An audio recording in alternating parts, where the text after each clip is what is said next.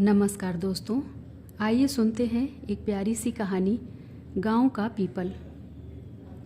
गांव की चौपाल पर वह पुराना पीपल का पेड़ आज भी याद आता है। इस पेड़ के नीचे बने चबूतरे पर ना जाने कितनी दोपहरी काटी हैं। इसी उधेड़ बुन में यादों को संजोए रितेश अपने गांव पहुंच जाता है। जैसे ही कार गांव में पहुंचती है, सभी बाहर निकल कर देखने लगते हैं। रितेश अपनी पत्नी के साथ अपने माता पिता से मिलने आया था। रितेश और काव्या दोनों लंदन में रहते थे। कई सालों से आने की सोच रहे थे, लेकिन कभी टाइम ही नहीं मिल पाता था। घर पहुंचते ही देखा पिताजी पहले की तरह अपनी आराम कुर्सी पर बैठे कोई किताब पढ़ रहे थे और माँ रसोई में मिट्टी के चूल्हे पर रोटी सेक रही थी। दोपहर होने को थी। अपने घर के सामने कार रुकने से रितेश के पिता मधुसूदन जी खड़े होकर बाहर आ गए। रितेश और काव्या ने आगे बढ़कर उनके पैर छुए। अपने बेटे से मिलकर उन्हें कोई खास खुशी नहीं हुई, बस एक हल्की सी मुस्कुराहट के साथ उनका स्वागत किया और अंदर आने के लिए कहा।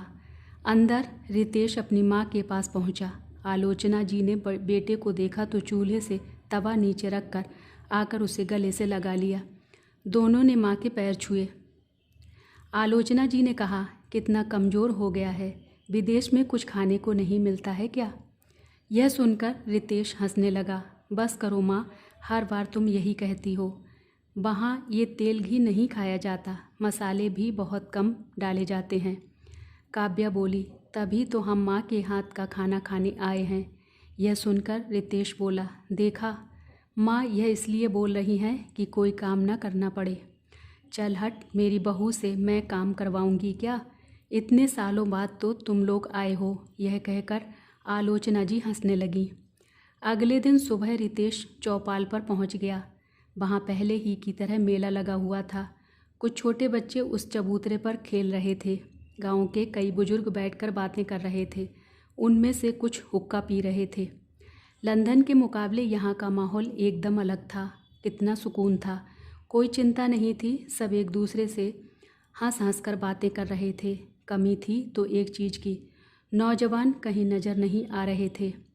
रितेश आगे बढ़ा तो एक बुजुर्ग ने उसे पहचान लिया। बेटा रितेश, कब आया विदेश से?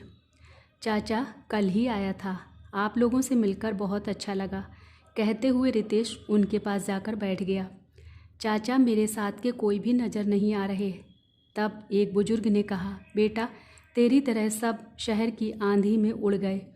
इस गांव में अब बूढ़े ही बचे हैं। बच्चे हैं, उनके पिता भी शहर जा चुके हैं, केवल त्योहारों पर ही आते हैं।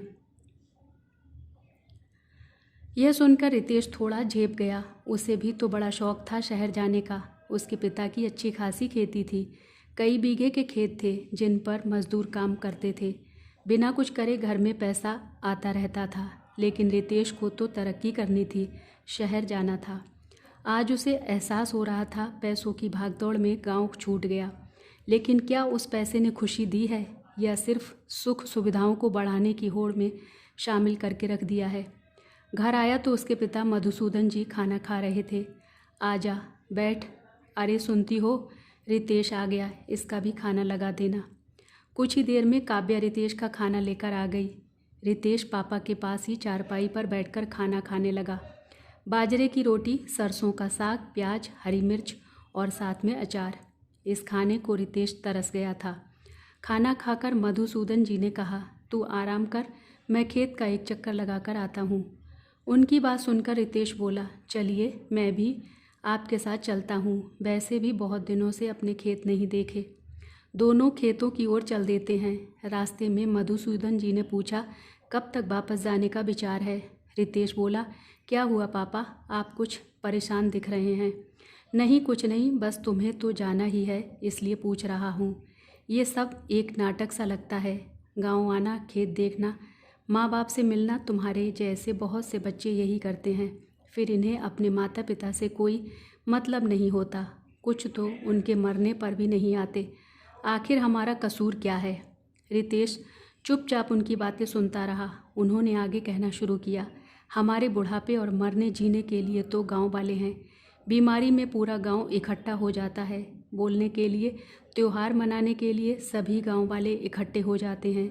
लेकिन तुम लोगों को क्या हो, उन शहरों में जब तुम बूढ़े होगे और तुम्हारे बच्चे तुमसे दूर चले जाएंगे तो तुम्हारे सुख दुख में साथ देने वाला कोई नहीं होगा। तब तुम्हें इस गांव की कद्र समझ में आएगी। अपने पिता की बातें सुनकर रितेश का कलेजा छलनी हो चुका था। वह परेशान हो गया। आखिर लंदन जाकर भी उसने क्या हासिल कर लिया? क्या यह पैसा उनका साथ देगा? घर पर आकर रितेश ने पिताजी, माँ और काव्या को एक साथ बिठाया और कहा, मैं अपने जीवन के अंतिम क्षण इस गांव में बिताना चाहता हूँ। इसके लिए मैं अपना सब कुछ समेट कर यहाँ आना चाहता हूँ। काव्या ने कहा, यह कैसे हो सकता है? यहाँ रखा ही क्या है? रितेश बोला, कुछ भी हो काव्या, वहाँ हमारा अपना कोई नहीं है। यहाँ सब अपने हैं। बुढ़ापे में पैसे से ज़्यादा अपनों के साथ की ज़रूरत पड़ेगी। मैंने फैसला कर लिया है कि मैं घर वापस आऊँगा और अपने साथियों को भी लाने की कोशिश करूँगा। क्या पता मेरे इस कदम से गांव के और नौजवान भी वापस आ जाएं। कुछ दिन बाद रितेश और काव्या वापस लंदन गए और वहां सब कुछ बेचकर गांव वापस आ गए। रितेश ने काव्या को भी अच्छे से समझा लिया।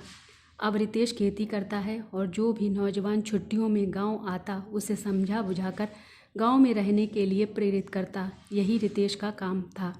रितेश के पिता उसके इस कदम से बहुत खुश थे। जय श्री कृष्णा। राधे राधे।